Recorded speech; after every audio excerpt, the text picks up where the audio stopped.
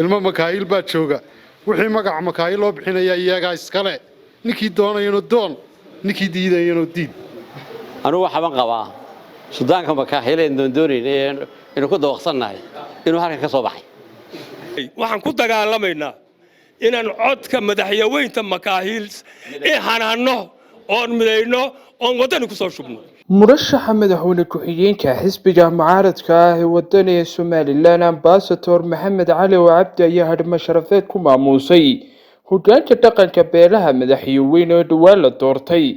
munaasabadda hadhma sharafeedka ayaa waxa goobjoog ah mas'uuliyiinta xisbiga wadani xildhibaanada labada gole siyaasiyiin salaadiin iyo badiba madaxda dhaqanka ee gobolada galbeedka Somaliland ugu horreyn waa hadhma sharafeedka faahfaahin ka bixiyay murashaxa madaxweyne ku-xigeenka xisbiga mucaaradka wadani Ambassador Maxamed Cali oo Cabdi waa maanta aan salaadiinta uqaasha aqoonyahanka beelaha madaxweynta makaahil salaadiinta kale xildhibaanada maanta waxaan soo dhaweynayaa oo aan qadadan ku maamuusay oo ku sharfay madaxweynta makaahil madaxweynta waxaan leeyahay ilaahay ha ka dhigo urur khayr qaba wax khayr qabta dalka iyo gobolkaba nabadgelyadiisa iyo wadajirkiisa wax ku soo kordhisa oo loo aayo Allah ha ka dhigo marti sharafta kale ee aqbashay iyaguna inay ila soo dhaweeyaan ila sharfaan dhaqanka salaadiinta iyo uqaasha iyo aqoonyahanka beelaha madaxweynta makaahil aad iyo aad baan idinku mahadsantihiin waan idin mahadnaqayaa dhammaanteen waxaan soo dhaweynaynaa beelaha madaxweynta makaahil oo aan filayo inay noqon doonaan qayb weyn oo ka mid ah dhadhaarkii afraad ee samaroon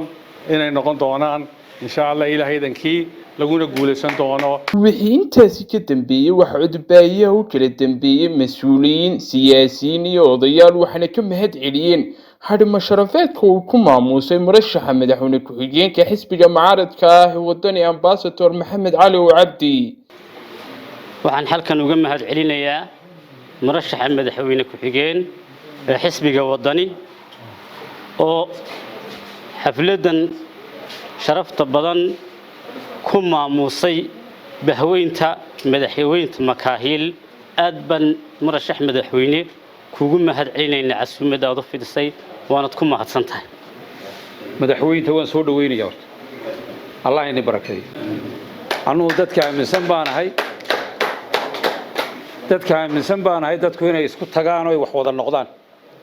oo tafaraaruqa laga baxo laakiin mid uu inagu dardaaraya warbahashu biriq kala walaaxad kuma shaqeyso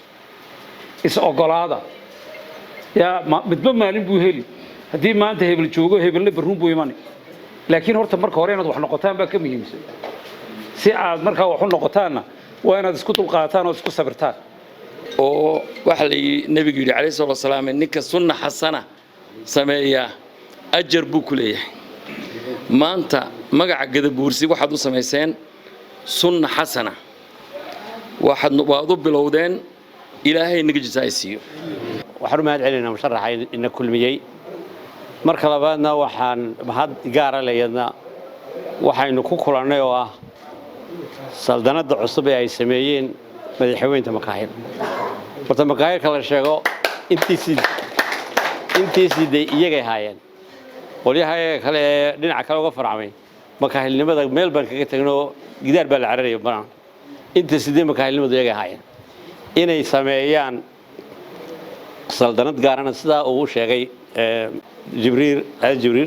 waxa weeye waa wax soo kordhay weeye mar ururkiinu wax weyn buu tarayaa oo dee isu tag wax buu keenaa wixiina dacsanaysan marna saldanada gaarkeed sameysani dee magacii guud bay wax taraysaa anigu waxaan qabaa suudaanka makaahilleen doondooneen inuu ku dawaqsanahay inuu halkan ka soo baxay marka waa wadarkiisan bariyaha waxa hawada ku jiray laakiin dee way iska soo bixi doontaa saldanadu midun baa noqota rasmi waana isku iman doonaa waan arkaynaa Suldaan Xasan wuxuu noqon doonaa Suldaanka Makaahil markaa tolkayow madaxweyne horta magac fiican baad la baxdeenoo insha Allah taana raalli baan ku nahay waa idinku daba joogaynaa haddii alla ka dhigo taladiinaan qaadanaynaa idinkay waxay taraysaa Gadabuursay wax taraysaa Yoonis bay wax taraysaa cidii ka sii hooseysay wax taraysaa runtii tolka halkan jooga ee madaxweyne ku-xigeenku maanta sharfay u maamusay ee iyakuna ka aqbaleen ay sharfeen oo yimaadeen waxaan leeyahay waad mahadsantiin tolnimadu waa intaa weey waxaan sidoo kale si gaar ah xafladan qadada inuu uga soo qayb galo maaragtay ku ammaanayaa oo sharaf weyn dhammaanteen ugu haynaa Suldaan Cabdinuur sacabna uu leeyahay reerku inuu wax doono waa muhiim sidii wax lagu helayana in loo doonaa waa muhiim baalka leeyahay faraska isagoo farasa hadday laba dameer hareeraha ka galaan oo markuu kan eego dameer ku yidhaa ka kaloo eega dameer mar laba dameer mar afar dameer inuu dameeriyo isku qaataa hadda waa faras dadkuna waxa arkayaan inuu faras yahay laakiin isagii baa aaminay inuu dameer yahay cid alla cid afgaranaysaa ma jiro ragga dhaadheer ee hoteelada wareegaya ee maanta hoggaan dawladeed iyo siyaasad badan ka sugaynaa nool nimankaas dameero u bateen hadda ka bacdi jibriilna wuxuu soo raadsanayaa reer nuurna wuxuu soo raadsanayaa awal raadin jireen laakiin xilliga hawshu taalo hangoolkii hawsha lagu qabanayay idinkay ahayd idinkii waa tashateen ducaan idinku daraynaa sadkiina doorta cadka adlayna doonta kama xumin raalli baan ka nahay aad iyo aad baan ugu faraxsanahay beerista ama gaashaanbuurta cusub ee ku soo beertay reerka xaqiiqatan waxaa loo baahan yahay si aynu dadkaynu la noolahay wax ula qaybsanno ula jaan qaadno inaynu samayno kooxaysi ama gurubaysi ama ibnimo siduu yaqaano wada Makaahiloo dee idinka ugu tuweynaa Samaroon inaynu saddex wasiir yeelana idinka aabba ka ah maanta hadda laakiin isfurfurteen oo madaxweyne iyo Makaahil ka dhigteen anagoo daba soconna aad iyo aad baan idin soo dhaweynaynaa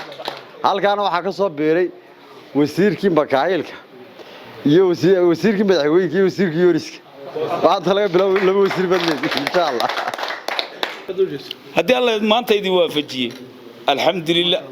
boqolkiiba boqol baad salaamaynaa halka aan kaga hayno kolley anigu Gadabuurso dhan baan talaa laakiin waxaan ka soo jeedaa madaxweynaha Makaahil baan ka soo jeedaa aniga guul bay ii tahay inaan maanta yaani meel aan ku dhaato oo ka dagaalamaan helo waxaan leeyahay waxaan ku dagaalamaynaa inaan codka madaxweynaha Makaahil hanaano oon midayno oon wadani ku soo shubno الله ينقى قبلنا ثلاثيننا موافقة الله ينس تاسي وحوي وهالدوحو طلبات ما أنت هلكن وحنو يمدي لبي إيه صدق سنة باهي أنو قبي يان ويمدي هلكن إن وحوي سومالي لان هو يدد وبورنا beeluhu hawl badan bay soo galeen juhdi badan baa ka soo baxay toddobada madaxweyne isbaahaysigooga ama gaashaanburnimadooda waxay bilaabeen rabadaan kowdeedii maantana waxaan maraynaa muharram waxa weeyaan muddo 5 bilood ku dhow waxay go'aansadeen inay horta midoobaan waxa noo go'aana inaan xeer samaysanaan la isku xaman aad iyo aad baan horta u faraxsanahay wixii aanu bilownay midhadhalkiisii baanu maanta halkan u joognaa waxa weeyaan annagu sidaa taariikhda laga soo sheekeeyey kolley toddobadayadaa reer wax maanta soo bilaabmay maayo ilaa wax dhowr iyo kontonkii jiray kolba magacu yeeshaba maruu baha Makaahil noqdo maruu maanta waxaanu ku soo afmeernay madaxweynaha Makaahil markaan intaaba annagoo 230 sano daawanaynay markaad dhaqankiina noogu timaadeen ayaanu kolley nidwaan artaashiis kuma noqonayno taa heshiis kuma noqonayno sidii shalay aanu nidhi baan maantana waa dhaqan makaayil oo la isku ogiyo meel jira iyo suldaan makaayil ma jiro waan odaygaa waxaad ugu tagtaan qaraabo saxabti ilmo makaayil baa jooga wixii magaca makaayil loo bixinaya iyagaa iskale ninkii doonayano doon ninkii diidayano diid